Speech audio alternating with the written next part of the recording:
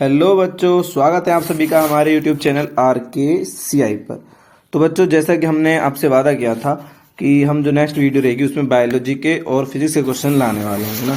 तो फिजिक्स की वीडियो हम सेपरेट नहीं कर रहे हैं, इस ही एक वीडियो में हम क्या कर रहे हैं, आपको बायोलॉजी और फिजिक्स दोनों के जितने भी MCQ क्वेश्चंस हैं वो सब यहाँ पर हम डिस्कस करने वाले हैं। तो ध्यान से देखिएगा, याद रखिएगा। जो पिछली जो वीडियो थी जिसमें मैंने केमिस्ट्री के MCQ शेयर किए थे आपके साथ, वहाँ से और ये दो फिजिक्स के और बायोलॉजी के जो क्वेश्चंस हैं यानी इस वीडियो में हैं, यहीं से आपको MCQ क्वेश्चन आपके एग्ज़ाम यानी 2025 का जो आपका 21 मार्च को एग्ज़ाम होने वाला है उसमें देखने को मिलने वाले हैं। मैं आपको इस बात की 100% गारंटी दे रहा हूँ कि आपको जो MCQ क्वेश्चंस हैं और साथ में फिल इन द ब्लैंक्स भी इन्हीं क्वेश्चनों के आपको आसपास नजर आएंगे, याद रखिएगा। क्योंकि हम सिर्फ क्वेश्चन सॉल्व नहीं करेंगे, साथ ही उनके ऑप्शंस को भी डिस्कस करने वाले हैं। तो उनके आसपास की जितनी चीज़ें होंगी वो सब डिस्कस करेंगे, तो पूरा चैप्टर वहाँ कंप्लीट होगा। तो आपको एक वीडियो में पूरे जो MCQ क्वेश्चंस हैं, फिल इन द ब्लैंक्स हैं और वेरी शॉर्ट टाइप, उन सभी का आपको यहाँ पर पता चल जाएगा किस तरह के आने वाले हैं। और कल जो आपका एग्ज़ाम रहेगा उसमें कैसे क्वेश्चन, यानी कल तो ठीक है, कल आपको यहाँ जितने भी क्वेश्चन देखने को मिलेंगे वो इस वीडियो से मिल जाएंगे। ठीक है, तो देखिए स्टार्ट करते हैं बिना देरी किए हुए। पहला क्वेश्चन आप सभी के सामने ये रहा। मानव में हृदय एक तंत्र का भाग है जो संबंधित है, यहाँ पर हृदय किससे संबंधित है, परिसंचरण तंत्र से संबंधित है, याद रखिएगा, है ना। पोषण से संबंधित क्या होता है, पाचन तंत्र होता है ना। उसके बाद बात करें उत्सर्जन से संबंधित होता है, उत्सर्जन जो तंत्र है ये किडनी से संबंधित है, किससे है, किडनी यानी कि वृक्क से संबंधित है। ठीक है भाई। उसके बाद बात करें श्वसन से संबंधित फेफड़े हैं। ठीक है, इस तरह से भी पूछा जा सकता है, ये क्वेश्चन बार बार इस तरह से पूछा जाता रहा है आपके एग्जाम में। The heart in human being are a part of system for तो सर्कुलेशन। कौन से यंत्र द्वारा रक्तदाब मापा जाता है ना। तो इसका राइट आंसर होता है स्फिग्मोमैनोमीटर से क्या मापा जाता है, रक्तदाब मापा जाता है। याद रखना, जो धड़कन है वो स्टेथोस्कोप से ज्ञात की जाती है, ध्यान रखना। ये धड़कन या स्पंदन दर के लिए ये इसका यूज किया जाता है। ठीक है, which instrument blood pressure is measured तो स्फिग्मोमैनोमीटर। ठीक है भाई। अवटु ग्रंथि को थायरोक्सिन हार्मोन बनाने के लिए आवश्यक है कौन सा, यहाँ पर सोडियम चाहिए, पोटेशियम चाहिए, आयोडीन चाहिए या मैग्नीशियम।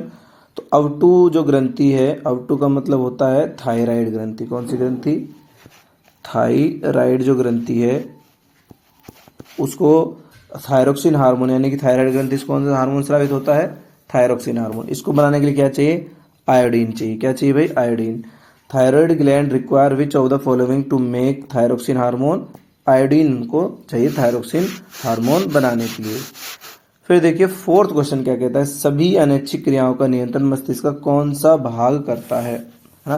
तो कौन सा भाग करता है, मेड्यूला। याद रखिएगा, अनैच्छिक क्रियाओं में आपकी वमन यानी कि उल्टी इसमें आ जाती है ना। और यहाँ पर आपकी हृदय की धड़कन हो गई, ये सब अनैच्छिक क्रियाओं में ही आती है। ठीक है भाई।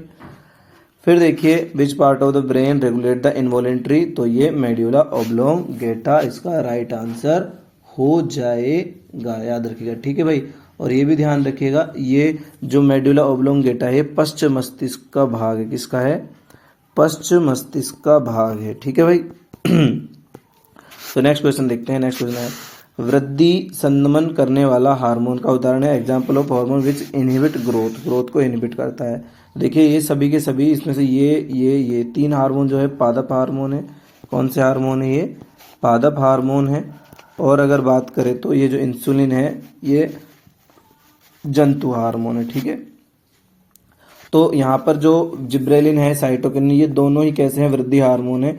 लेकिन जो एब्सिसिक अम्ल है ये कैसा है, ये वृद्धि रोकने वाला हार्मोन है या वृद्धि संदमन हार्मोन है। इसको स्ट्रेस हार्मोन भी कहते हैं। क्या कहते हैं इसको, स्ट्रेस हार्मोन भी इसको हम कहते हैं। ठीक है, क्योंकि क्या करता है, पत्तियों को झड़ने को प्रेरित करता है। ठीक है, अंत। और यहाँ पर जब क्या हो जाता है, जब पानी कम होता है यानी पानी की आवश्यकता होती है और पानी नहीं मिल रहा है पादप को, तो रंध्रों को भी बंद करवाता है। फिर देखते हैं, यानी वाष्पोत्सर्जन को कम करता है। ठीक है, मस्तिष्क का कौन सा भाग शरीर की संस्थिति संतुलन के लिए उत्तरदायी है, यानी कि बैलेंस बनाने की बात हो रही है। किसकी बात हो रही है? बैलेंस बनाने की बात हो रही है कि शरीर का कौन सा ऐसा भाग है जो, यहाँ मस्तिष्क का कौन सा ऐसा भाग है जो शरीर की संतुलन बनाए रखने में हेल्प करता है, तो यह है अनुमस्तिष्क। कौन सा है? अनुमस्तिष्क, याद रखना है ना। आप साइकिल चला रहे हो, सीधी रेखा में चल रहे हो, पेंसिल उठा रहे हो, ये सब भी इसी से संबंधित है। किससे संबंधित है?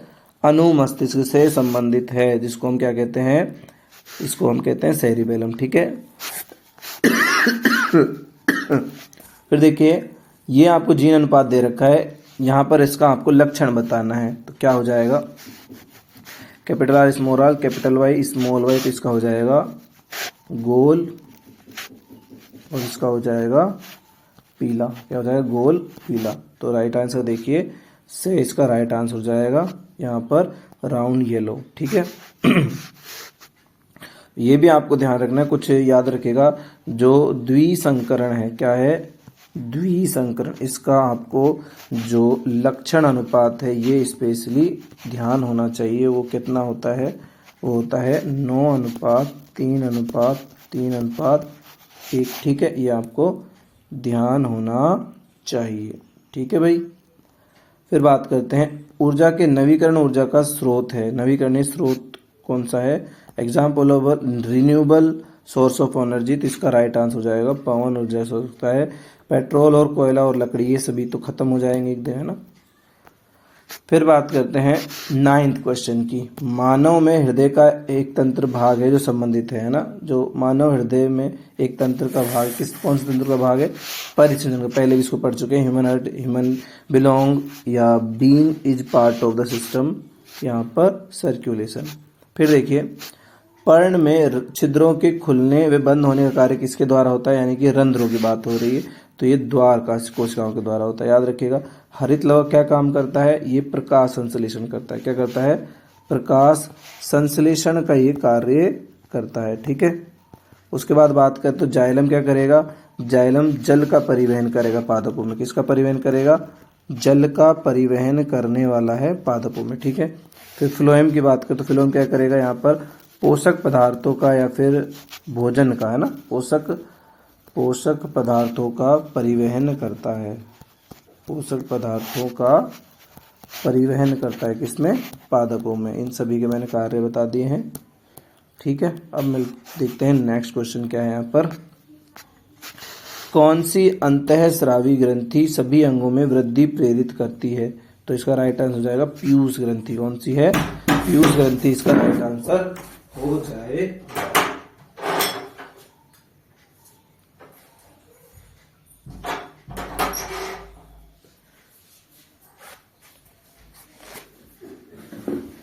तो पीयूष ग्रंथि क्या हो जाएगा? इसका राइट आंसर हो जाएगा। ठीक है भाई, है ना। अभी देखो ये सभी ग्रंथियां आपके सामने। थायराइड ग्रंथि के बारे में मैंने अभी बताया था।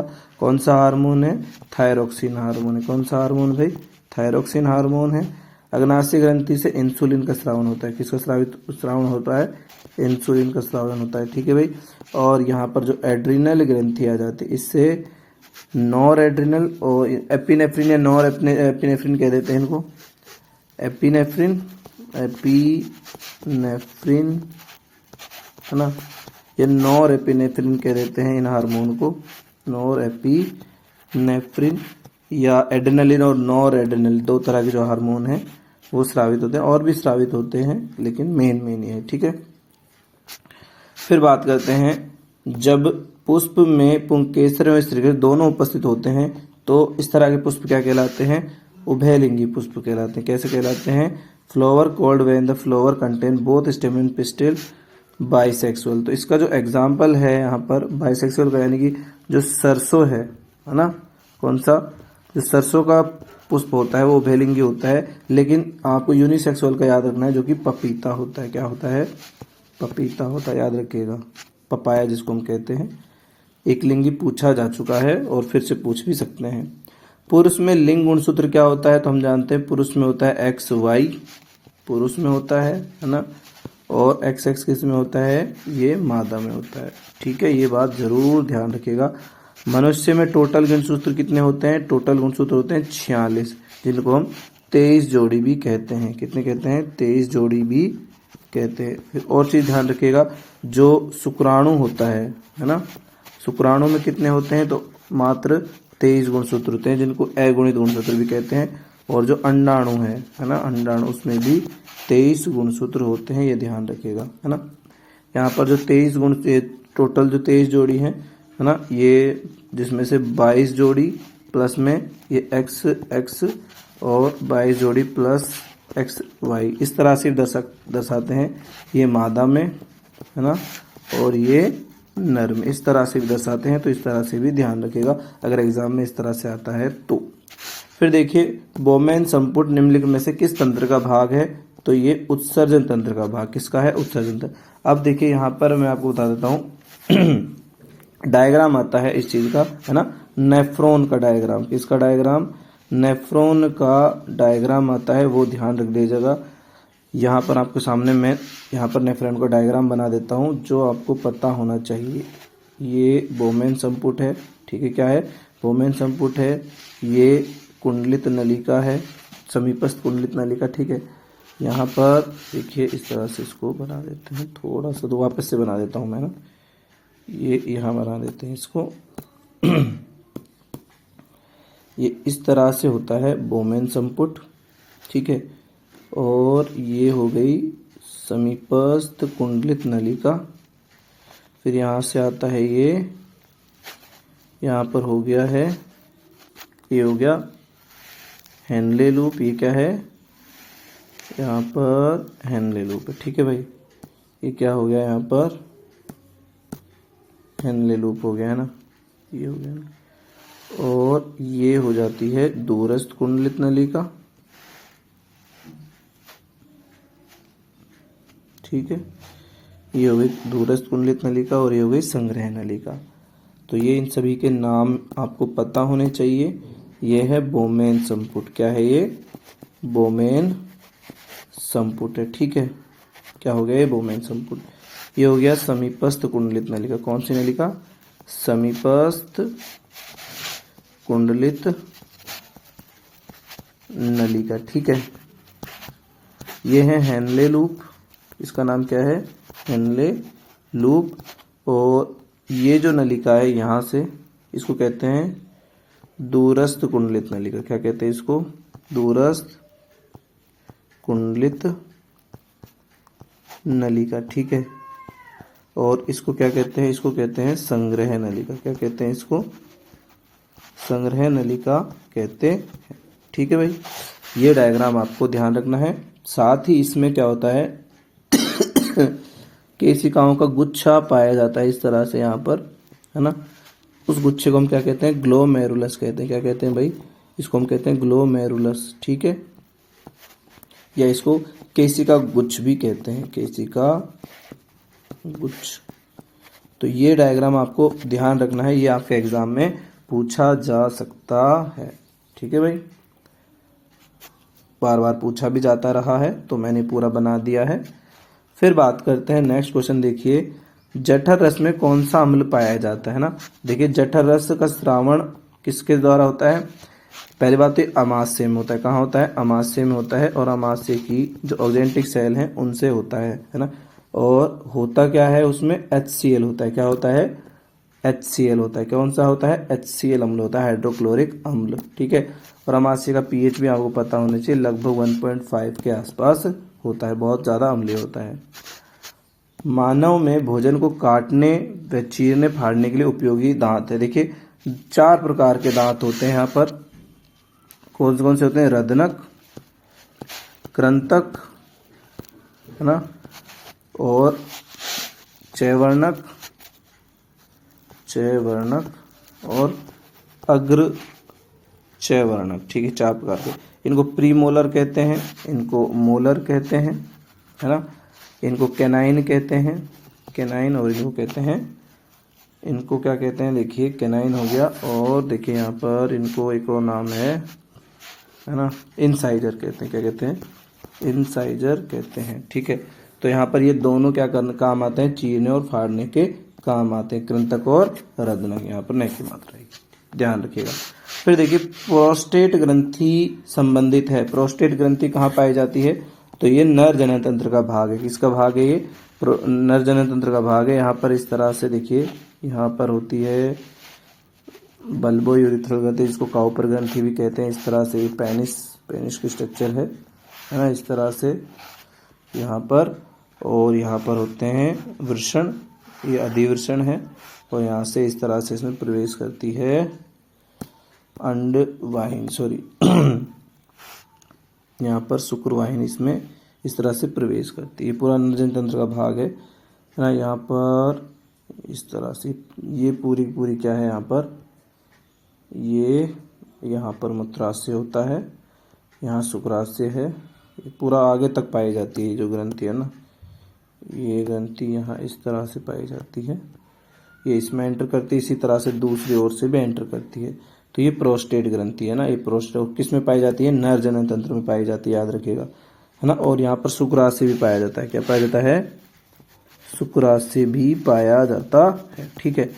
और देखो मैं इसको कंप्लीट कर देता हूँ डायग्राम को, ताकि तुमको पता चल जाए। यहाँ पर भी वृषण होता है, ये अधिवृषण है, और यहाँ से दूसरी ग्रंथि हो जाती है, और यहाँ शुक्राशय होता है इस तरह से, ठीक है। नरजन तंत्र का डायग्राम मैंने बनाया फटाफट, कच्चा डायग्राम। हीमोग्लोबिन रुधिर में पाया जाता है, तो हीमोग्लोबिन कहाँ पाया जाता है, आरबीसी में। कहाँ पाया जाता है भाई, आरबीसी में पाया जाता है। और काम क्या करता है, ये रुधिर को लाल रंग, दो काम करता है, एक तो ये श्वसन वर्णक है, क्या है ये, श्वसन वर्णक है, इसीलिए क्या करता है, लाल रंग प्रदान करता है। इसी कारण हमारे खून का रंग कैसा होता है, लाल होता है। दूसरा क्या है, जो हीमोग्लोबिन है ऑक्सीजन का परिवहन करता है, किसका परिवहन, O2 का परिवहन का कार्य करता है। क्या काम करता है, O2 के परिवहन का काम करता है, ठीक है भाई। पाया कहाँ जाता है, आरबीसी में पाया जाता है, ठीक है। अलग अलग मात्रा होती है इनकी। फिर उसके बाद देखिए आरबीसी होती है हमारे ब्लड में जो पाई जाती है, सॉरी डब्ल्यूबीसी, आरबीसी की बात कर ली हमने, डब्ल्यूबीसी होती है ना। और ये दो कोशिकाएं, बिम्बाणु जो है ये हमारे रक्त का थक्का बनाने में काम सहायक होती है, रक्त का थक्का बनाने में सहायक होती हैं। लिम्फोसाइट हमारे प्रतिरक्षा तंत्र में का कार्य करते हैं, किसका, प्रतिरक्षा तंत्र का कार्य करते हैं, ठीक है। फिर बात करते हैं नेक्स्ट क्वेश्चन। श्वसन में ग्लूकोज पायरुवेट में विखंडित हो जाता है, कहाँ होता है ना, श्वसन में जो ग्लूकोज है, जो ग्लूकोज है ये पायरुवेट में कहाँ विखंडित होता है, ये पूछा है। कोशिका द्रव्य, माइटोकॉन्ड्रिया, गोल्गी या केंद्रक में। देखिए ध्यान दीजिएगा, जो ग्लूकोज है, ये ग्लूकोज जो है ये पायरुवेट में बदलता है, कहाँ बदलता है, देखिए पायरुवेट में तो बदलता है कोशिका द्रव्य में। कहाँ बदलता है भाई, ये कोशिका द्रव्य में, ठीक है। तो इसका तो राइट आंसर हो जाएगा कोशिका द्रव्य। लेकिन उसके बाद ये जो पायरुवेट है ये जाता है माइटोकॉन्ड्रिया में। कहाँ जाता है, माइटोकॉन्ड्रिया में जाता है भाई, ठीक है। माइटोकॉन्ड्रिया में चला गया।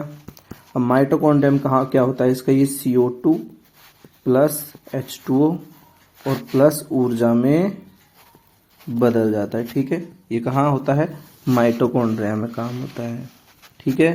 ये इसका राइट आंसर हो जाएगा। अब देखिए जो किण्वन की प्रक्रिया है, जिसको हम फर्मेंटेशन कहते हैं, क्या कहते हैं, फर्मेंटेशन, यानी किण्वन की जो प्रक्रिया होती है, जो किनमें होती है, जीवाणुओं में होती है और कवकों में होती है, ठीक है, उनकी बात कर रहे हैं हम। तो उनमें क्या होता है कि पहले जो ग्लूकोज है ना, ग्लूकोज इनमें तो बदलता है पायरुवेट में, तो है ना, ये कोशिका द्रव्य में बदल जाता है। लेकिन क्योंकि उनमें माइटोकॉन्ड्रिया नहीं होता है, तो फिर ये जो पायरुवेट है, पायरुवेट से किस में बदल जाता है, पायरुवेट से बदल जाता है एथेनॉल में। किस में बदल जाता है, एथेनॉल में, है ना, एथेनॉल में। किसके द्वारा, अवायवीय श्वसन के द्वारा, किसके, अवायवीय श्वसन के द्वारा, ठीक है। उसके बाद अगर हम बात करें जो हमारा शरीर है उसमें ये पायरुवेट लैक्टिक अम्ल में बदल जाता है, किसमें, लैक्टिक अम्ल में। कहाँ, पेशियों में, मसल्स में, ठीक है। पेशियों में क्यों, कि जब पेशियां लगातार काम करे तो वहां पर ऑक्सीजन की कमी हो जाती है, क्या हो जाती है, O2 की कमी होने पर ये क्या हो जाता है, लैक्टिक अम्ल में बदल जाता है। और इसी लैक्टिक अम्ल में बनने के कारण हमें थकान महसूस होती है, ये भी ध्यान रखिएगा। पूरा बता दिया मैंने। फिर देखिए पायरुवेट के विखंडन से वायवीय श्वसन से कार्बन डाइऑक्साइड, जल व ऊर्जा बनती क्रिया होती है, कहाँ होती है, माइटोकॉन्ड्रिया में, अभी डिटेल से बताया है। प्रकाश संश्लेषण के लिए क्रिया के लिए आवश्यक नहीं है। कौन सी चीज आवश्यक नहीं है? देखिए प्रकाश संश्लेषण के क्या आवश्यक है, जरूरी हमको पता होना चाहिए। CO2 चाहिए, वाटर भी चाहिए, क्लोरोफिल जिसको हम हरित लवक कहते हैं वो भी हमको इसके लिए चाहिए, है ना। उसके बाद पानी हो गया, हरित लवक हो गया, और सूरज का प्रकाश, सूर्य का प्रकाश, ठीक है। ये 4 चीजें हमको स्पेशली चाहिए ही चाहिए प्रकाश संश्लेषण कराना है। तो ऑक्सीजन नहीं चाहिए, राइट आंसर हो जाएगा ऑक्सीजन नहीं चाहिए, क्योंकि प्रकाश संश्लेषण के दौरान ऑक्सीजन बनता है। क्या होता है? ऑक्सीजन बनता है। अब इसकी हम स्ट्रक्चर मतलब रिएक्शन देख लेते हैं। CO2 प्लस में वाटर, और ये रिएक्शन करके क्या बनाते हैं? C6H12O6, साथ में जल भी बनता है और साथ में ऑक्सीजन भी मुक्त होती है ना। और ये सनलाइट या सूर्य का प्रकाश, ठीक है। और साथ में क्या होता है? सनलाइट के बाद यहाँ पर क्या होता है? सूर्य के प्रकाश के साथ क्लोरोफिल, क्या है? क्लोरोफिल, ठीक है। ये चीज यहाँ पर होती है, तो ये रिएक्शन होती है। पत्तियों में पाया जाता है क्लोरोफिल, और क्लोरोफिल के कारण पत्तियां कैसे रंग की होती हैं? हरे रंग की। फिर देखिए उत्सर्जन तंत्र की इकाई क्या है? तो नेफ्रॉन है। क्या है? नेफ्रॉन, अभी बात कर चुके हैं हम। न्यूरॉन किसकी है? तंत्रिका तंत्र की इकाई किसकी है? तंत्रिका तंत्र की जो इकाई है वो न्यूरॉन होती है, याद रखिएगा। और तंत्रिका तंत्र की स्ट्रक्चर भी आपको आनी चाहिए भाई, ठीक है। तंत्रिका कोशिका की स्पेशली जो स्ट्रक्चर है वो आपको यहाँ आनी चाहिए, है ना। ये इस तरह से ये स्ट्रक्चर आपको आनी चाहिए भाई, ठीक है। इस तरह से ये स्ट्रक्चर भी आपको आनी चाहिए।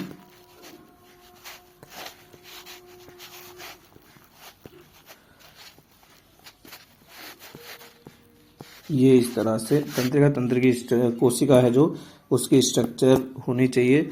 तो ये ध्रुमाक्षय है, ये क्या है?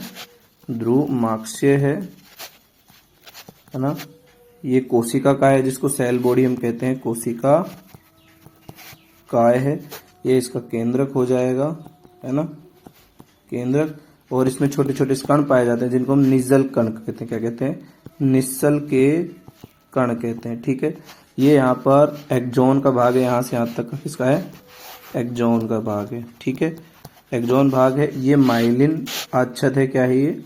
माइलिन आच्छद होता है ना। और इनके बीच में जो ये गैप पाया जाता है, इस गैप को देखिए हम नाम देते हैं, इस गैप को नाम देते हैं रेनेवियर की संधि। क्या कहते हैं? रेनेवियर की संधि, जिसको हम क्या कहते हैं? नोड ऑफ रेनेवियर, ठीक है। और यहाँ पर है सिनेप्सिस घुंडी। क्या है? सिनेप्सिस घुंडी, ठीक है भाई। तो ये पूरी स्ट्रक्चर हो गई, मैंने पूरी स्ट्रक्चर आपको बता दी है। तो ये स्ट्रक्चर आपको आनी चाहिए, याद रखिएगा, एग्जाम में पूछी जा सकती है। फिर देखिए मानव में श्वसन तंत्र की क्रियात्मक इकाई क्या होती है? कुपिका होती है। और कुपिकाएं कहाँ पाई जाती हैं? फेफड़ों में पाई जाती है। कहाँ पाई जाती है भाई? फेफड़ों में पाई जाती है।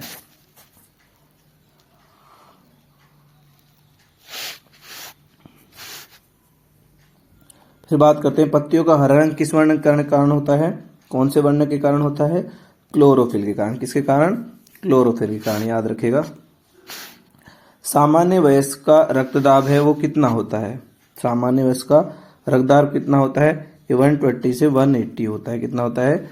120 से 80 mmHg होता है, ठीक है। रक्तदाब को किससे मापते हैं? स्फिग्मोमैनोमीटर से। तो ये सभी थे बायोलॉजी के क्वेश्चंस। अब इसके बाद हम देखेंगे फिजिक्स के क्वेश्चन।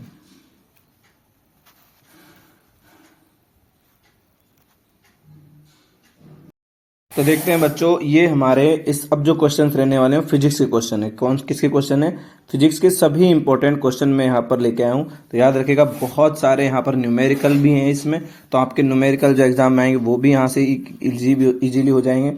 बहुत सारे हम फॉर्मूला के बारे में बात करेंगे, है ना। तो आपने जो फॉर्मूला याद किए हैं वो भी रिवाइज हो जाएंगे और वो भी एग्जाम में पूछे। बहुत सारे एसआई यूनिट के बारे में बात करने वाले, मतलब फिजिक्स की सारी बातें करने वाले हैं। तो फिजिक्स से जितने भी क्वेश्चन आते हैं वो सब डिस्कस होंगे।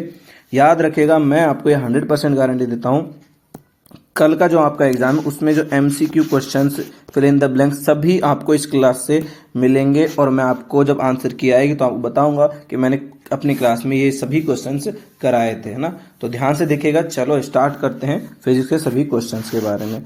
और बच्चों देखो, आपसे रिक्वेस्ट है, अगर आपने अभी तक चैनल को सब्सक्राइब नहीं किया है तो प्लीज़ चैनल को सब्सक्राइब कर लीजिए, वीडियो को लाइक कर दीजिए, अपने दोस्तों के साथ शेयर कर दीजिए, ताकि हमारा मोटिवेशन आता रहे, हम मोटिवेट होते रहें और आपके लिए वीडियो बनाते रहें। तो बच्चों इस आपसे ये रिक्वेस्ट है, इसको सब्सक्राइब करें चैनल को और अपने दोस्तों के साथ भी शेयर करें, ठीक है। फिर देखिए, अब यहाँ पर पहला जो क्वेश्चन फिजिक्स का है उसके बारे में बात करते हैं। एक व्यक्ति समतल दर्पण से 3 मीटर दूर खड़ा है, व्यक्ति तथा उसके प्रतिबिंब के बीच की दूरी क्या है ना। तो देखिए, इस तरह से ये समतल दर्पण है ना, इसके सामने व्यक्ति, ये मान लो व्यक्ति है, तो इसके बीच की दूरी कितनी है, 3 मीटर है, ठीक है। अब यहाँ पूछा गया है कि जो प्रतिबिंब है उसकी जो दूरी है और व्यक्ति की दूरी कितनी है, व्यक्ति की और प्रतिबिंब की, ठीक है। तो ये जो देखिए, ये जो दूरी होती है ये 3 मीटर ही होती है, और टोटल जो दूरी हो गई दोनों के बीच की वो हो गई 3 + 3 = 6 मीटर। कितनी हो गई, 6 मीटर।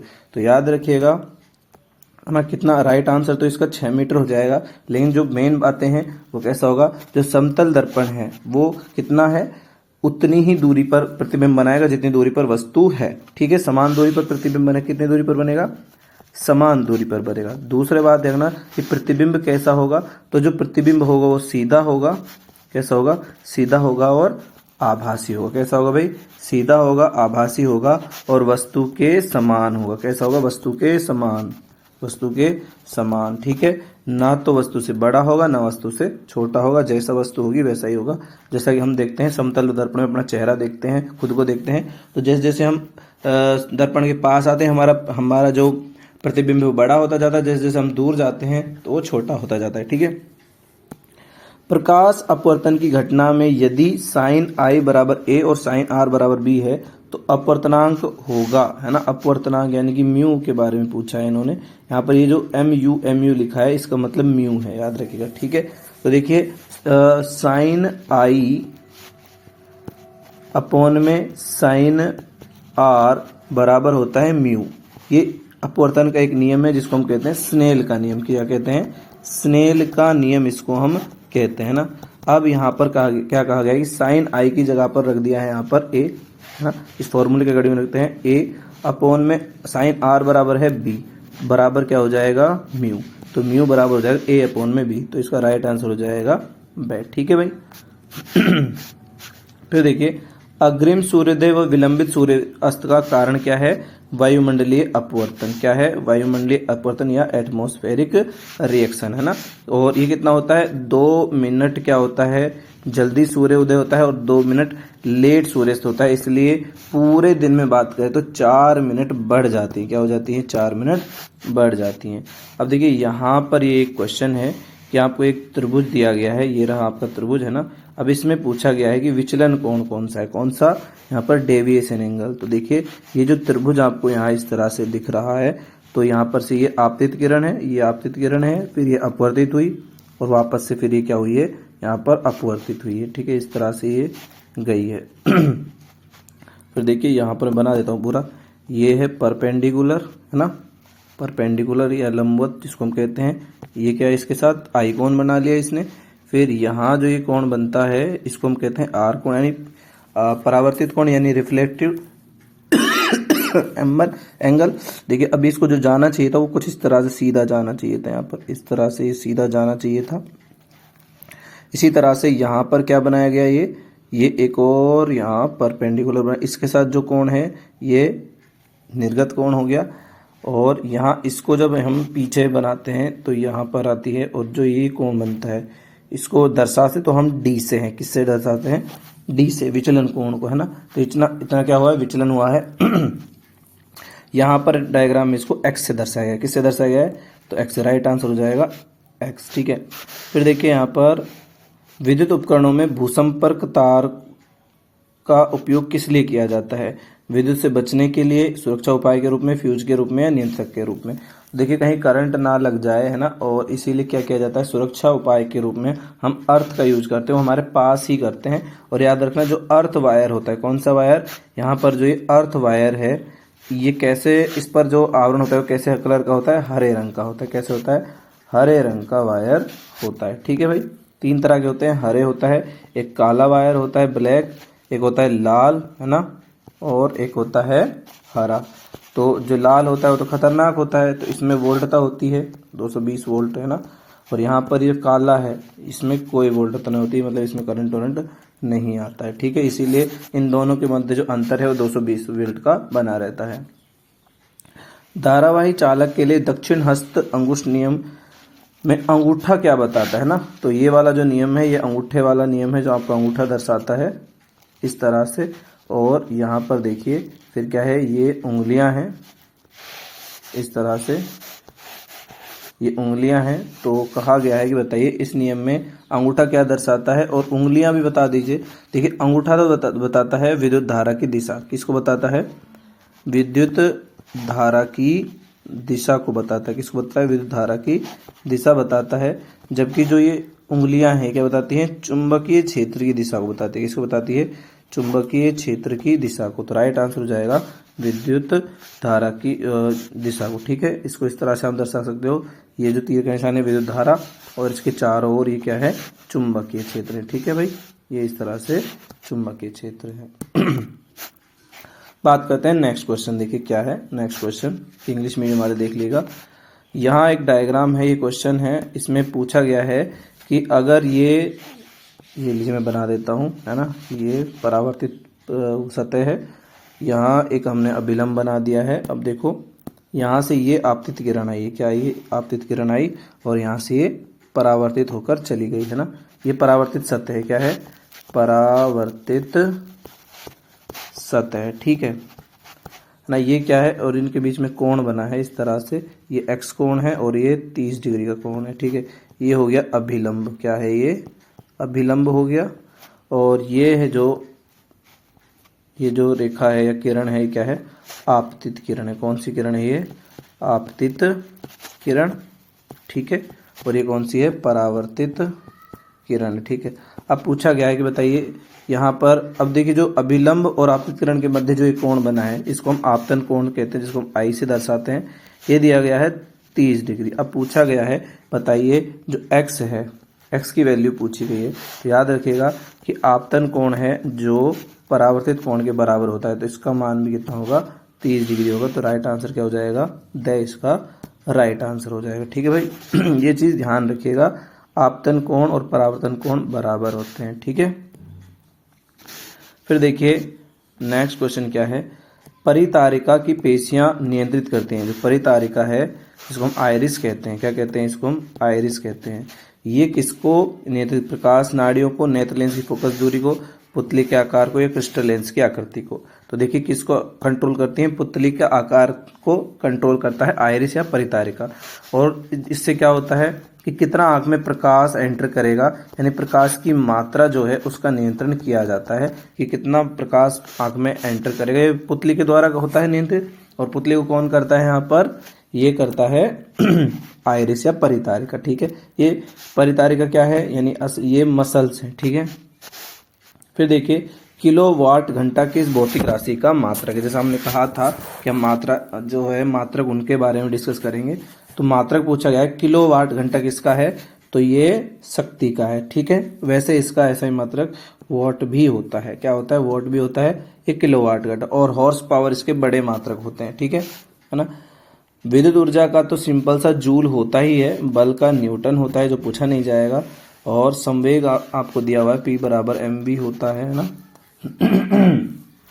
इससे आप निकाल सकते हो, है ना। तो ये क्या हो जाएगा, देखिए इसका आप यहाँ P बराबर mv है, P बराबर होता है मीटर प्रति सेकंड हो जाएगा, और ये किलोग्राम प्रति मीटर सेकंड। ठीक है, ये हो जाएगा इसका संवेग का। लेकिन आपके एग्जाम में ये नहीं पूछा जाएगा, आपको विद्युत ऊर्जा पूछा जा सकता है। फिर देखिए ओम के नियम से संबंध दिए गए विद्युत परिपथ में युक्ति को पहचानिए, है ना। अब ये ओम के नियम से आपको यहाँ पर ये युक्ति y को पहचानना है। तो देखिए वाई कुछ और नहीं है, कुंजी है, याद रखिएगा क्या है, वाई कुंजी है ना, ये भी कुंजी हो जाएगी। यहाँ पर ये जो है इसको हम क्या कहते हैं, इसको हम कहते हैं सेल, क्या कहते हैं, सेल कहते हैं, ठीक है, सॉरी उसको कुंजी नहीं कहते हैं। ये प्रतिरोध हो गया, ये है प्रतिरोध, ठीक है।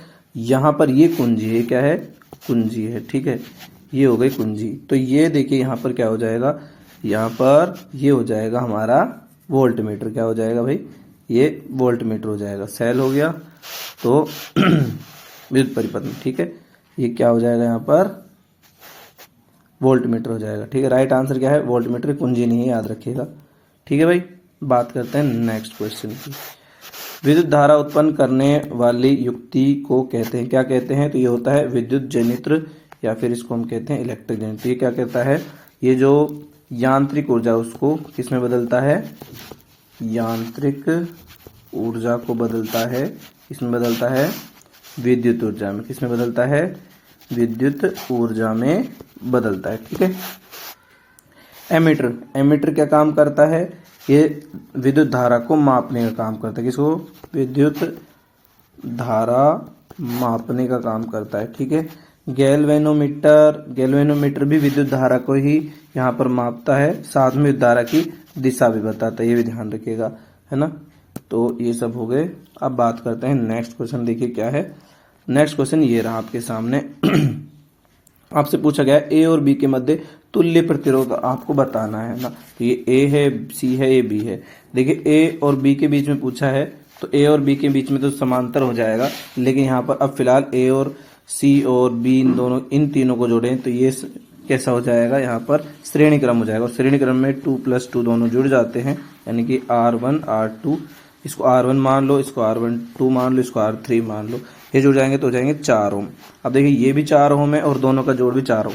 अब ये 4 ओम क्या हो जाएगा, तुल्य प्रतिरोध की बात करें, R टोटल जो हो जाएगा ये 1 में यहाँ पर 1 में R टोटल कर लेते हैं, ये हो जाएगा 1/4 प्लस में 1/4, यहाँ से आपका 4 आ जाएगा, 1 + 1 = 2, तो R टोटल बराबर कितना हो जाएगा, 4/2, यानी कि 2 ओम इसका राइट आंसर हो जाएगा, निकाल लीजिएगा, ठीक है।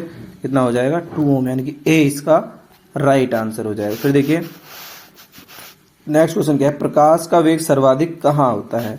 तो प्रकाश का सर्वाधिक वेग कहाँ होता है, जहां पर माध्यम नहीं होता, मतलब निर्वात में सर्वाधिक वेग होता है, ठीक है। और प्रकाश का वेग होता कितना है, 3 × 10⁸ मीटर प्रति सेकेंड, ठीक है भाई, ये होता है।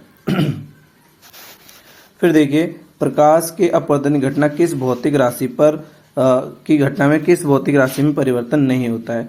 देखिए चाल में हो सकता है, आवृत्ति में हो सकता है, प्रकाशीय घनत्व, लेकिन दिशा में कोई परिवर्तन था, दिशा सीधी होती है प्रकाश की, याद रखिएगा, किसमें परिवर्तन नहीं होता है, दिशा में कोई परिवर्तन नहीं होता है। फिर देखिए सौर भट्टियों में सूर्य के प्रकाश को केंद्रित करने में उपयोग में कौन सा दर्पण उपयोग में किया जाता है, अवतल दर्पण, उत्तल दर्पण, समतल दर्पण या सभी। देखिए राइट आंसर इसका हो जाएगा अवतल दर्पण, याद रखना। अवतल दर्पण क्या करता है, ये क्या, अभिसारी दर्पण भी इसको हम कहते हैं, क्या कहते हैं भाई, अभिसारी दर्पण, याद रखिएगा, इन दर्पणों के नाम भी हैं, कि अभिसारी दर्पण, उत्तल दर्पण को हम अपसारी दर्पण भी कहते हैं, क्या कहते हैं, अपसारी दर्पण भी इसको हम कहते हैं, ठीक है।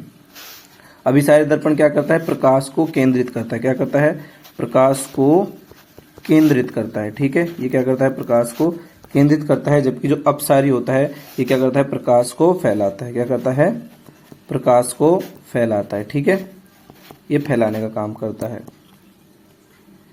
फिर देखते हैं यहाँ पर नेक्स्ट क्वेश्चन, देखिए क्या है 16 क्वेश्चन, प्रकाश वायु से 1.5 अपवर्तनांक की कांच की प्लेट में प्रवेश करता है, कांच में प्रकाश की चाल कितनी होगी, निर्वात में प्रकाश की चाल आपको दी गई है ना। तो देखिए यहाँ पर अपवर्तनांक दिया हुआ है कांच का, यानी कि म्यू की वैल्यू दी हुई है 1.50 दी हुई है, कितनी दी हुई है 1.50। अब देखिए यहाँ पर पूछा गया है कि कांच की प्लेट में प्रवेश करता है ना, तो याद रखिएगा ये मान लो कांच की प्लेट है और इससे इसमें प्रवेश कर रहा है ना, तो यहाँ पर इसके सापेक्ष पूछा गया है, तो ये आपको पता होना चाहिए भाई, है ना। इस तरह के क्वेश्चन आपके एग्जाम में पूछे जाते हैं, क्या किए जाते हैं, यहाँ पर पूछे जाते हैं, तो ये वाले आपको जरूर आने चाहिए, ये वाले क्वेश्चन अगर आपको आ गए तो मतलब इजी है, नहीं तो फिर बहुत ही कैसा हो जाएगा, यहाँ पर हार्ड काम हो जाएगा। ठीक है भाई। तो देखिए अब बात करते हैं कि यहाँ पर हमसे पूछा गया है कि निर्वात में प्रकाश की चाल आपको दी हुई है ना, किसमें दी हुई है, निर्वात में आपको दी हुई है। तो आपसे पूछा है माध्यम में प्रकाश की चाल, है ना, यानी कि कांच में आपसे चाल पूछी गई है।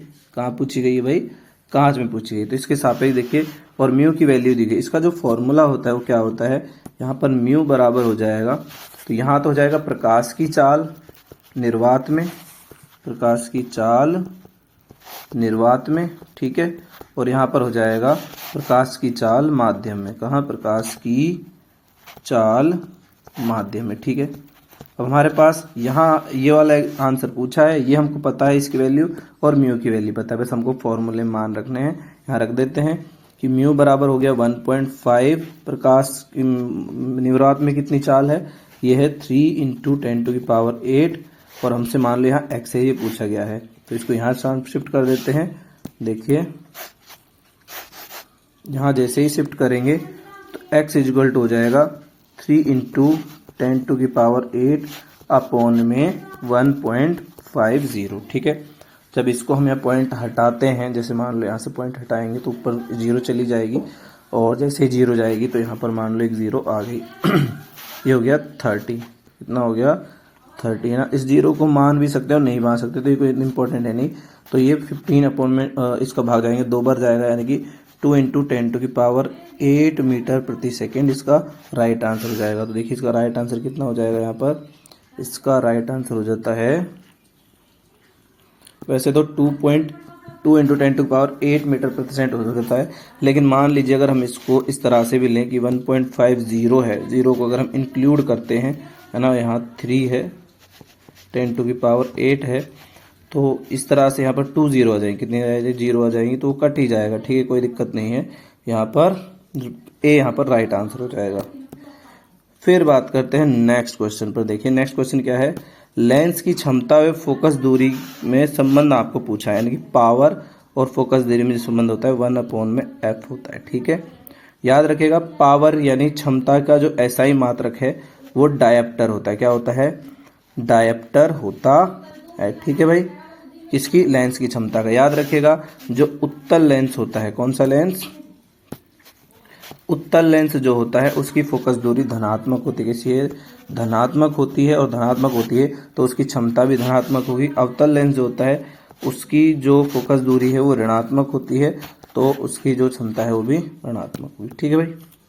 फिर बात करते हैं नेक्स्ट क्वेश्चन की। देखिए नेक्स्ट क्वेश्चन क्या है, यहाँ पर गोलीय दर्पण की वक्रता, त्रिज्या तथा फोकस दूरी के बीच में संबंध पूछा है, यानी r बराबर फोकस दूरी के बारे में संबंध पूछा तो होता है 2f, है ना। अब देखिए वक्र त्रिज्या फोकस दूरी की क्या होती है, दुगनी होती है। कैसी होती है, दुगनी होती है। ठीक है, ये संबंध है। ऐसे भी पूछा सकता है कि f बराबर r/2 की जो ये फोकस दूरी है त्रिज्या की आधी होती है, वक्रता त्रिज्या की। किसी भी माध्यम पर अपवर्तनांक निर्भर करता है ना, इस पर माध्यम की प्रकृति पर, प्रकाश के प्रकाशीय घनत्व, प्रकाश की तरंग, इन सभी पर क्या करता है, निर्भर करता है। ठीक है।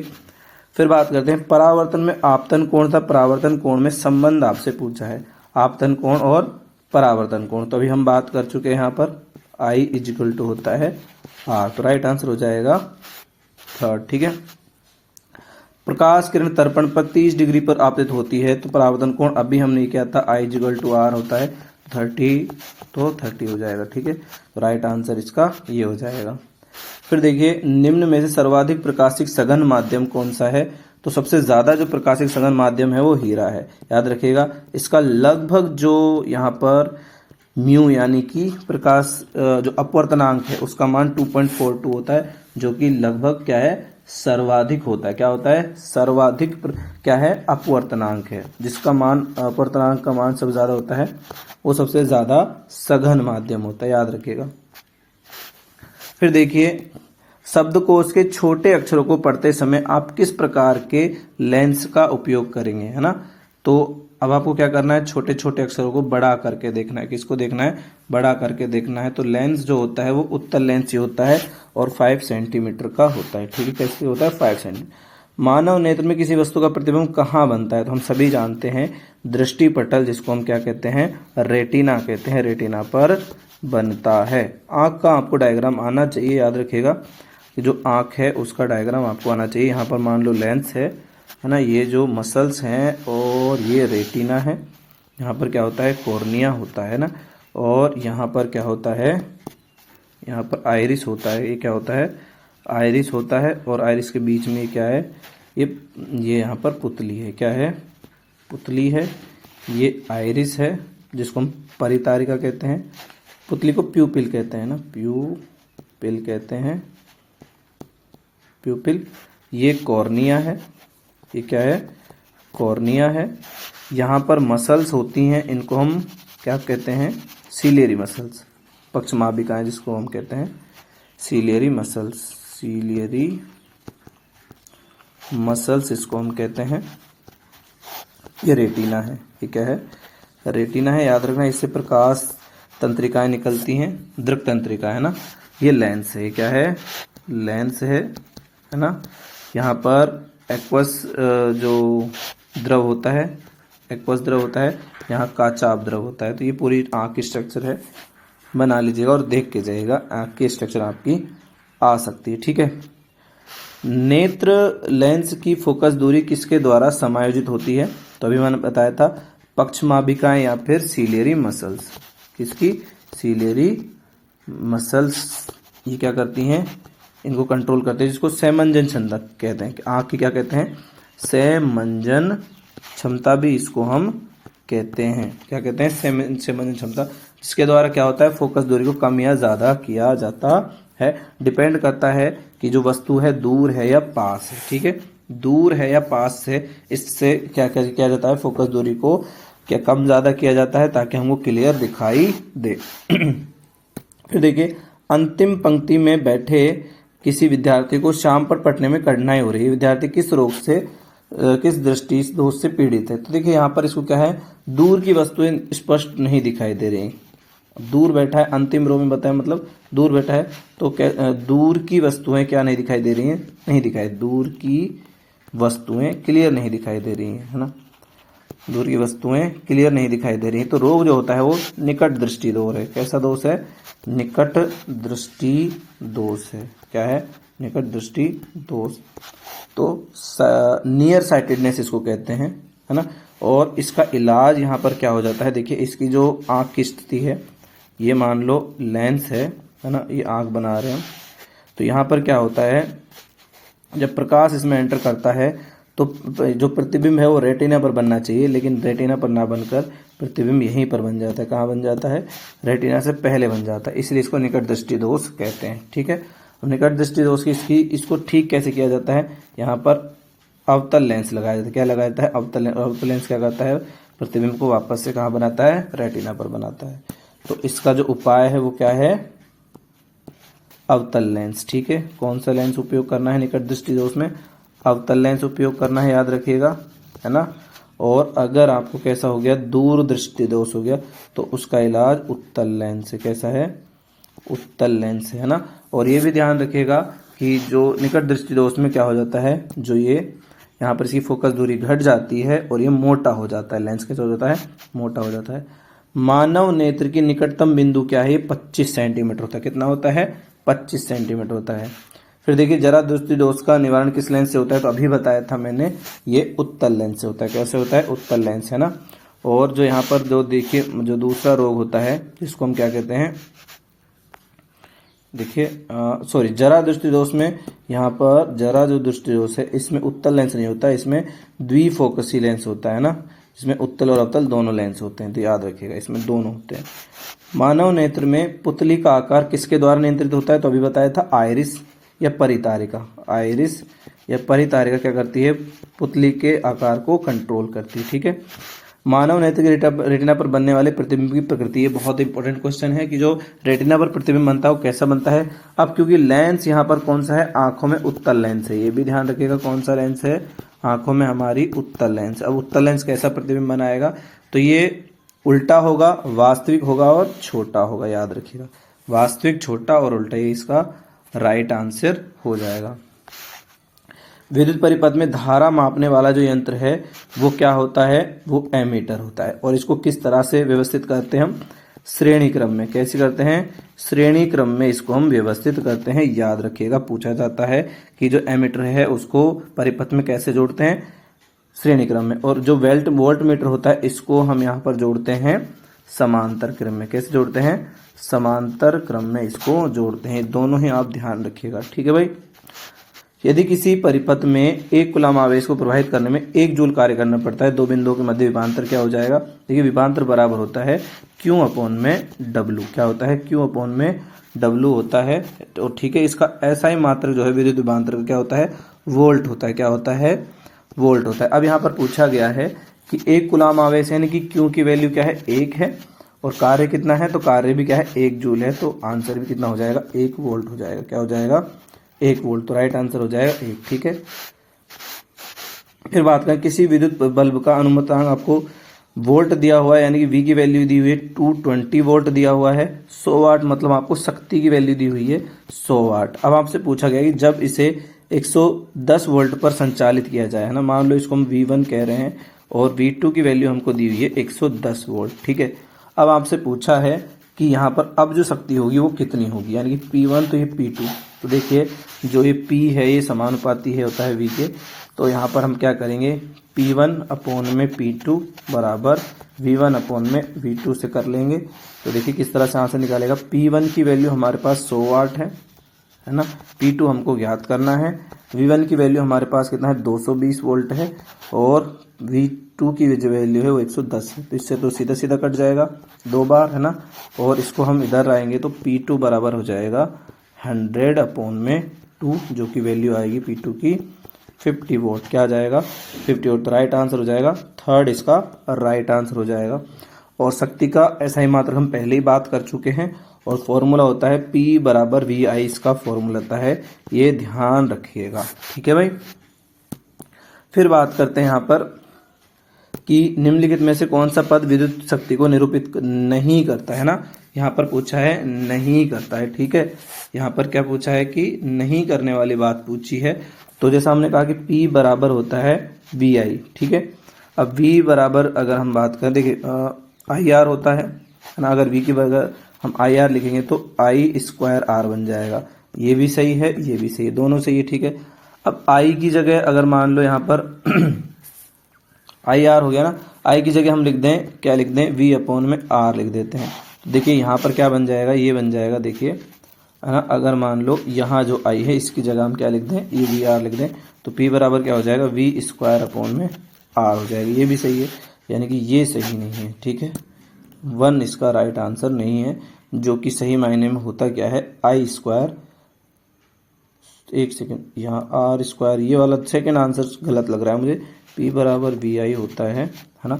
P बराबर हम IR रखते हैं तो ये होता है P बराबर I स्क्वायर R होता है। यहाँ IR स्क्वायर है, तो इसका सॉरी राइट आंसर जो होता है यहाँ पर, राइट आंसर इसका हो जाता है IR स्क्वायर। एंड सेकेंड होता है, फर्स्ट नहीं होता है। फर्स्ट में कुछ मिस्टेक है, टाइपिंग मिस्टेक है ना। सेकेंड इसका राइट आंसर होता है। फिर देखिए, यदि R1 R2 के दो प्रतिरोध समांतर क्रम में जुड़े हैं तो समतुल्य प्रतिरोध होगा, है ना। अब ये इस तरह से जुड़ा हुआ है, मान लो इस तरह से ये दोनों प्रतिरोध जुड़े हुए हैं, ये है ना। ये मान लो R1 है और ये R2 है, तो इसका टोटल प्रतिरोध एंड तुल्य प्रतिरोध कितना होगा, R टोटल यहाँ पर होता है R1, सॉरी देखिए इस तरह से 1 अपॉन में R1 प्लस 1 अपॉन में R2 होता है। तो ये हो जाएगा R1 R2, है ना। और ये कितना हो जाएगा, R1 प्लस R2। तो ये अगर टोटल का फॉर्मूला हम निकालते हैं तो होता है R टोटल बराबर क्या हो जाएगा, R1 R2 अपॉन में R1 प्लस R2, ठीक है। अब पूछा गया है कि यहाँ पर जो प्रतिरोध का मान है वो R1 से अधिक होता है, R2 से अधिक होता है, प्रत्येक से कम होता है, या दोनों से अधिक होता है। तो इसका राइट आंसर होता है प्रत्येक से कम होता है, दोनों से ही कम होता है। यानी कि जहाँ जो यहाँ पर टोटल प्रतिरोध है वो सबसे कम प्राप्त होता है। क्या होता है, सबसे कम प्राप्त होता है। फिर बात करते हैं यहाँ पर, देखिए 36 क्वेश्चन क्या कहता है, चालक तार की लंबाई तथा अनुप्रस्थ काट के क्षेत्रफल से तार के प्रतिरोध का संबंध आपको बताना है ना। तो देखिए हम जानते हैं कि ये लंबाई के समानुपाती होता है और जो क्षेत्रफल होता है उसके व्युत्क्रमानुपाती होता है। देखिए इसका राइट आंसर हो जाएगा थर्ड, इसका राइट आंसर हो जाएगा। और याद रखना इसका जो मात्रक होता है वो ओम होता है। क्या होता है? ओम होता है। ठीक है भाई। और इसको हटाते हैं तो हमारे पास जो फॉर्मूला होता है वो रो एल अपॉन में ए आता है। ठीक है, इससे हम मान निकालते हैं। और याद रखना ओम का जो नियम होता है, ओम का नियम क्या होता है? V समानुपाती I, जिसको हम V बराबर IR कहते हैं। लेकिन याद रखना ओम के नियम के लिए ताप जो होता है वो नियत होना चाहिए। फिर देखिए चालक तार की लंबाई बढ़ने से तार का प्रतिरोध बढ़ेगा या घटेगा भाई, है ना? अगर चालक तार की लंबाई बढ़ाएंगे तो बढ़ता है। क्या होता है? बढ़ता है। चालक तार की मोटाई बढ़ाने से तार का प्रतिरोध यहाँ पर क्या होता है? घटता है। क्या होता है? घटता है। समांतर क्रम में संयोजित प्रतिरोधक संख्या घटने के उपरांत संयोजित प्रतिरोधों का कुल प्रतिरोध, है ना? अब यहाँ पर क्या गया है? ये समांतर क्रम है, इस तरह से एक प्रतिरोध जोड़ जाए, दो प्रतिरोध जोड़, तीन तो इस तरह से अगर जोड़ते जाएंगे तो जो यहाँ पर क्या है? उपरांत हम यहाँ क्या है? घटा रहे हैं, तो संयोजित प्रतिरोधों का जो कुल प्रतिरोध वो भी घटता है। अब पूछा गया है किसी आर प्रतिरोध के तार के एक टुकड़े को 5 समान भागों में तोड़ दिया, है ना? समान भागों में, है ना? इन सभी को समांतर क्रम में जोड़ने पर तुल्य प्रतिरोध आर डैश है, तो आर तथा आर डैश का अनुपात होगा। तो याद रखना इसकी जो अनुपात है वो बढ़ जाएगा। क्या हो जाएगा? बढ़ जाएगा, जो कि कितना आएगा? किसके बारे में पूछा है? इन सभी तोलने पर तुल्य आर है, तो आर तथा आर डैश का, है ना? तो आर है और आर डैश है, तो कितना जाएगा? 1:5 आ जाएगा। क्या हो जाएगा? 1:5 आ जाएगा। याद रखिएगा, इसको हम इस तरह से शो कर सकते हैं 1:5, तो इसका राइट आंसर सेकंड हो जाएगा। यदि एक समान लंबाई और समान प्रसार के क्षेत्रफल के किसी धातु,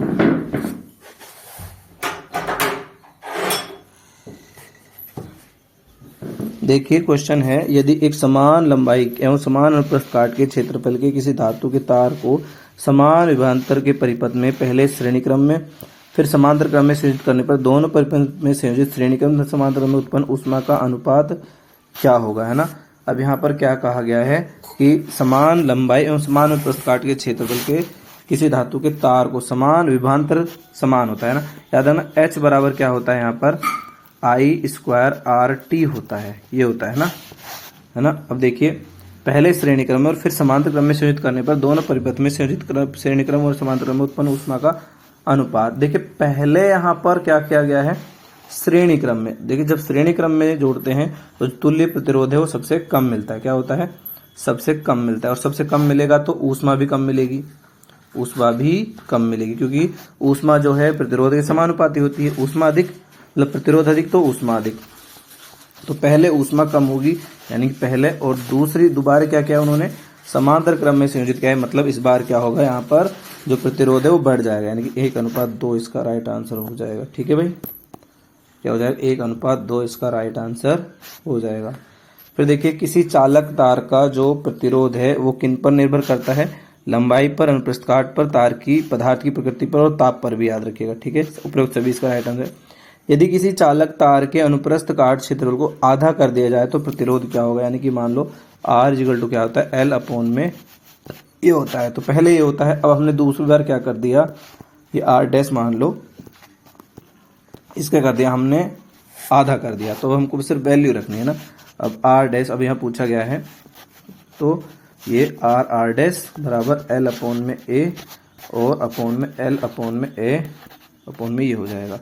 तो ये तो सीधा सीधा कट जाएगा, ये भी सीधा सीधा कट जाएगा, और 2 यहाँ पर ऊपर आ जाएगा, तो R बराबर क्या हो जाएगा? 2R dash.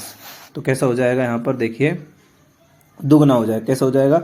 दुगना। हम जानते भी हैं कि जो प्रतिरोध है वो क्या होता है? क्षेत्रफल के क्या होता है? व्युत्क्रमानुपाती होता है। क्या होता है?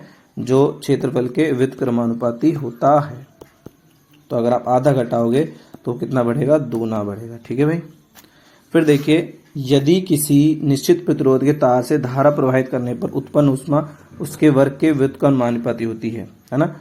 प्रतिरोध तार से धारा प्रवाहित करने पर उत्पन्न ऊष्मा किसके वर्ग के समानुपाती होती है? किसके होती है? धारा के। हम जानते हैं H बराबर I²RT होता है। याद रखना इसको जूल का ऊष्मा का नियम भी कहते हैं। याद रखना जूल का ऊष्मा नियम भी इसको कहते हैं। ठीक है, विद्युत स्त्रियों में, हीटरों में इसी का यूज किया जाता है। जो निक्रोम जैसे तारों का उपयोग किया जाता है उनका क्या होता है? वहां पर प्रतिरोध अधिक होता है, यही कारण है कि उनसे अधिक ऊष्मा उत्पन्न होती है। तो यही चीज का ध्यान रखिएगा, ठीक है। तो यहाँ पर आप देखिए कि वर्ग के समानुपात होती है, जिसमें धारा प्रवाहित होगी, प्रतिरोध का ताप, प्रतिरोध के विद्युत धारा का परिमाण, है ना। किसी निश्चित प्रतिरोध के तार से धारा प्रवाहित करने पर उत्पन्न उसमें किसके वर्ग के, धारा के, विद्युत धारा के, ठीक है, विद्युत धारा के परिमाण है, परिमाण जो दिया हुआ है, ठीक है, उस पर डिपेंड करेगी। बात करते हैं नेक्स्ट क्वेश्चन, देखिए क्या है। फ्यूज तार घरेलू विद्युत परिपथ में किस क्रम में जोड़ा जाता है ना। यहाँ पर आपसे पूछा गया है कि जो फ्यूज तार है वो जो घरेलू परिपथ है उसमें किस क्रम में जोड़ा जाता है। तो श्रेणी क्रम में जोड़ा जाता है, याद रखिए किस क्रम में जोड़ा जाता है, श्रेणी क्रम में जोड़ा जाता है, ताकि जो सीधी जो विद्युत धारा है वो फ्यूज तार में, अगर फ्यूज तार का याद रखना जो गलनांक होता है वो कम होता है। कैसा होता है, कम होता है। अब जैसे ही आप मान लो आपने उसका जो गलनांक है वो उसके लिए फिक्स कर रखा है, मतलब जो धारा है वो आपने कर रखा है कि 5 एम्पियर होनी चाहिए। अगर आपने क्या किया, आप क्या होगा कि मान लो धारा जो है वो 10 एम्पियर या 5 एम्पियर से ज़्यादा की आ गई, थोड़ी बहुत आ गई तो 5.5 5.10 के आसपास तो कोई दिक्कत नहीं, लेकिन जैसे ही 6 एम्पियर भी हो गई तो उसका जो है जो जैसे ही धारा बढ़ेगी तो क्या होगा, हीट, ऊष्मा बढ़ेगी। अभी हमने ये देखा था H= क्या होता है, I²RT, है ना। तो यहाँ पर धारा का मान बढ़ेगा तो हीट बढ़ेगी, और हीट बढ़ेगी तो तार जल जाएगा, क्या हो जाएगा, जल जाएगा। इसलिए उसको श्रेणी क्रम में जोड़ा जाता है कि बाहर से जैसी भी लाइट आए उसमें अगर परिवर्तन होगा तो वो जल जाएगा। विद्युत धारा उत्पन्न करने की युक्ति को क्या कहते हैं, है ना। अभी हमने विद्युत जनित्र कहा था, ठीक है भाई। चुंबकीय क्षेत्र में रखी किसी धारावाही चालक पर लगने वाले बल की दिशा किसके द्वारा दी जाती है ना। चुंबकीय क्षेत्र में रखी किसी धारावाही चालक पर लगने वाले बल की दिशा यहाँ पर फ्लेमिंग के कौन से बाएं हाथ के नियम से पता की जाती है। दाएं हाथ के नाम से क्या पता जाती है, जो चालक की दिशा है, चालक की गति की दिशा, है ना, ठीक है, ये याद रखिएगा। किसके द्वारा, अंगूठे के द्वारा। अब याद रखिएगा जो बाएं और दाएं हस्त के नियम है उसमें एक चीज आपको नोटिस करनी होगी कि यहाँ पर इस तरह से हम बात करते हैं, जो एक मध्यमा होती है, क्या होती है, एक मध्यमा होती है ना। एक मान लो तर्जनी है और ये अंगूठा है, तो ये जो मध्यमा है ये विद्युत धारा की दिशा बताती है, क्या करती है, विद्युत धारा की दिशा बताती है, और ये विद्युत चुंबकीय क्षेत्र की दिशा बताता है। जो तर्जनी है वो किसको बताती है, चुंबकीय क्षेत्र की। अब जो ये अंगूठा है ये सिर्फ इसमें थोड़ा सा परिवर्तन होता है। अगर बायां हाथ है ना, बाएं हाथ का है तो बल की दिशा बताएगा, इसकी किस दिशा में बल लग रहा है वो बताता है। और अगर दायां हाथ होगा तो चालक की गति की दिशा बताएगा, क्या बताएगा, चालक की गति की दिशा को बताएगा, ठीक है भाई। बस इतना सा आपको ध्यान रखना है, दो चीजों पर जरूर ध्यान रखना है। तर्जनी हमेशा चुंबकीय क्षेत्र और मध्यमा जो है, मिडिल फिंगर जो है हमेशा विद्युत धारा की दिशा बताती है, ठीक है भाई। बात करते हैं नेक्स्ट नियम, विद्युत धारा व चुंबकत्व के मध्य संबंध की खोज किसने की थी। तो यहाँ पर देखिए इसका जो राइट आंसर है वो क्या हो जाएगा, न्यूटन हो जाएगा, फैराडे हो जाएगा, ऑस्टेट हो जाएगा। किसने इसके बारे में बताया था, है ना। तो यहाँ पर आपको फटाफट से आंसर करना है इस क्वेश्चन का कि किसने बताया था ना। अब मैं चाहता हूँ कि भैया इसका आंसर आप दें। आपका न्यूटन तो होगा नहीं, मैक्सवेल भी नहीं होगा, आपके पास दो ऑप्शन है, फैराडे और ऑस्टेट, है ना। तो यहाँ पर इन दो में से कोई एक आंसर होगा और आपको ये बताना है फटाफट से ना। मैं वेट करूंगा आपके क्वेश्चन का, कमेंट बॉक्स में बताइएगा। देखते हैं आपकी तैयारी किसी है। किसी विद्युत धारावाही सीधे चालक के चारों ओर उत्पन्न चुंबकीय क्षेत्र की दिशा किसके द्वारा बताई जाती है। तो ये बताई जाती है फ्लेमिंग के दक्षिण हस्त अंगुष्ठ नियम से बताई जाती है ना। इस तरह से हमने बनाया भी था, ये चुंबकीय क्षेत्र की दिशा को बताता है, ठीक है भाई। फिर देखिए लघुपतन के समय विद्युत धारा का मान क्या होता है, अचानक से बढ़ जाता है, क्या हो जाता है, बढ़ जाता है। निम्नलिखित में कौन से किसी लंबे विद्युत धारावी तार के निकट चुंबकीय क्षेत्र का सही वर्णन करता है। चुंबकीय क्षेत्र रेखाएं तार के लंबवत होती हैं, है ना। ये सीधी सी बात है, तार है तो यहाँ पर इस तरह से चुंबकीय क्षेत्र रेखाएं हैं, है ना। तो ये लंबवत होंगी, कैसी होंगी, लंबवत होंगी, ठीक है। फिर देखिए चुंबकीय क्षेत्र रेखाएं तार के समानांतर नहीं होती हैं, चुंबकीय क्षेत्र रेखाएं अरीय होती हैं। चुंबकीय क्षेत्र का सेकेंडरी क्षेत्र रेखाओं का नहीं, यह राइट आंसर लंबवत होती हैं, है ना, याद रखिएगा। प्राथमिक उपभोक्ता किस पोषी स्तर का निर्माण करता है। तो यहाँ पर देखिए प्राथमिक उपभोक्ता किस पोषी स्तर का निर्माण करता है, द्वितीय, याद रखिएगा, है ना। जैसे उत्पादक है, उत्पादक, फिर आएगा प्राथमिक उपभोक्ता, फिर आएगा द्वितीयक उपभोक्ता, है ना, द्वितीयक उपभोक्ता, और फिर आता है यहाँ पर तृतीयक उपभोक्ता। ठीक है, तो इस चीज में बिल्कुल भी कंफ्यूज नहीं होना है आपको। जो उत्पादक है ये प्राथमिक पोषक स्तर के बारे में बताता है, किसके, प्राथमिक पोषक स्तर। जो प्राथमिक उपभोक्ता है वो द्वितीयक पोषक स्तर के बारे में बताता है ना, और जो द्वितीयक उपभोक्ता है ये तृतीयक पोषक स्तर के बारे में बताता है, और तृतीयक चतुर्थ जो पोषक स्तर उसके बारे में बताता है। तो इस बात को ध्यान से देख लीजिए अच्छे से। फिर देखिए यहाँ पर हरे पौधे, नीले हरित शैवाल व कुछ जीवाणु जिनमें प्रकाश संश्लेष द्वारा स्वपोषी क्षमता होती है क्या कहलाते हैं, अपघटक कहलाते हैं, सॉरी उत्पादक कहलाते हैं ना। जो भी कोई अपना भोजन स्वयं बनाता है, यानी जैसे स्वपोषी क्षमता है, तो कैसे कहलाएंगे, उत्पादक कहलाएंगे, है ना। अपघटक क्या करते हैं, जो अपशिष्ट पदार्थ उनका अपघटन करते हैं। प्रकाश संश्लेषण की क्रिया के लिए सभी हरे पौधे द्वारा प्राप्त होने वाली सौर ऊर्जा का लगभग कितना प्रतिशत भाग खाद्य ऊर्जा के रूप में अवशोषित होता है। तो देखिए यहाँ पर है ना कितना होता है, 2 से 10% होता है जनरली।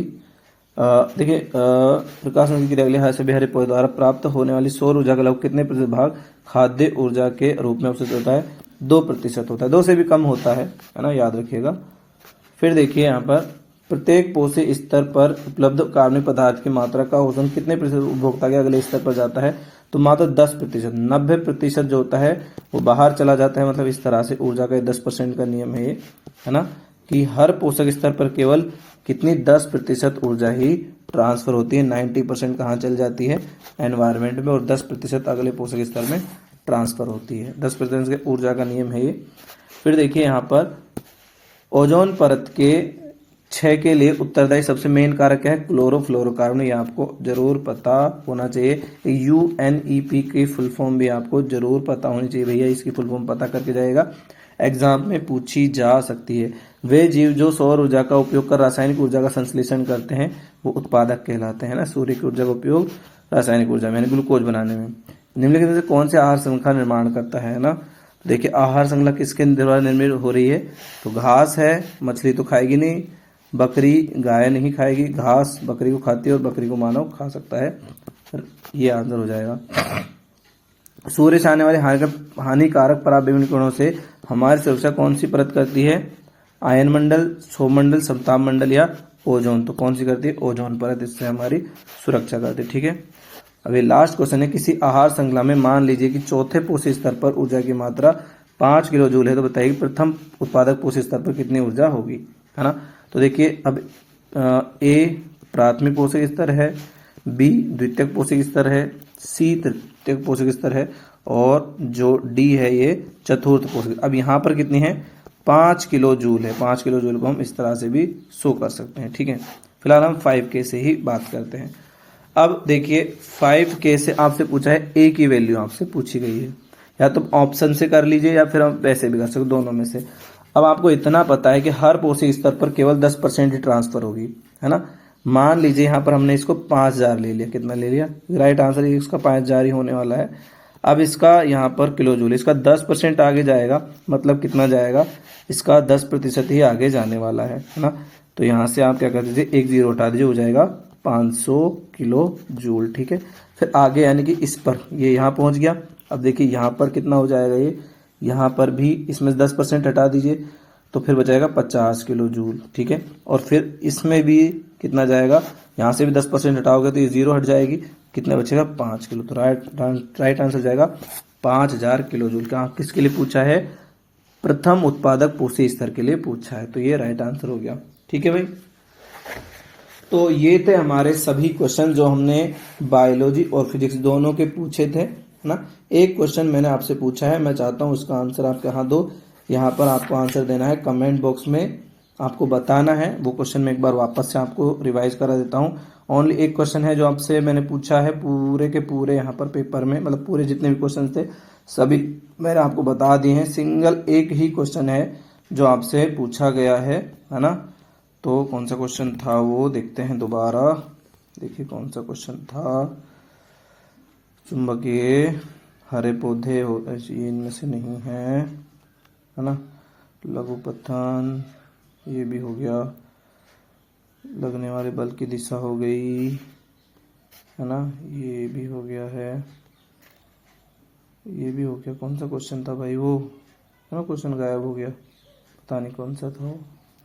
दोबारा देखते हैं भाई, फटाफट से उस क्वेश्चन को देखेगा, है ना, आपको उसका आंसर बताना है। मतलब वहाँ पर कुछ क्वेश्चन ऐसा ही था कि हाँ, ये वाला क्वेश्चन था कि विद्युत धारा व चुंबकत्व के मध्य जो संबंध है वो किसने बताया था, ये आपको बताना है।